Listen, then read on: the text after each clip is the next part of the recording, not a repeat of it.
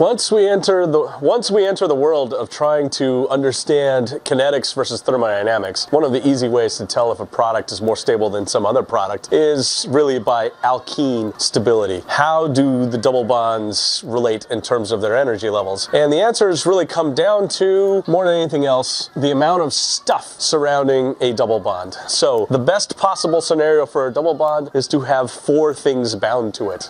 A tetra-substituted double bond is the most stable. The next best would be a tri-substituted double bond, having 3 things bound to the double bond. Then we arrive at a family of di-substituted double bonds, and there are 2 different flavors. The internal kind, where the double bond is inside 2 other groups, but we also have a terminal di-substituted, where the double bond is sticking out and the 2 groups are on the same end. And finally, we have a mono-substituted double bond. So again, the order is tetra is better than tri, which is better than di-internal, which is better than di-terminal, which is better than mono-substituted. The internal ones, though, then we need to start thinking about geometry. So we have the possibility of trans and cis, and though this is largely an electronics process governing the energies here, this specifically is more about sterics. Trans is better because you put the 2 larger groups farther apart in space, whereas cis is worse because those 2 groups can encounter each other in some sense. So this is really a sterics argument here. Again,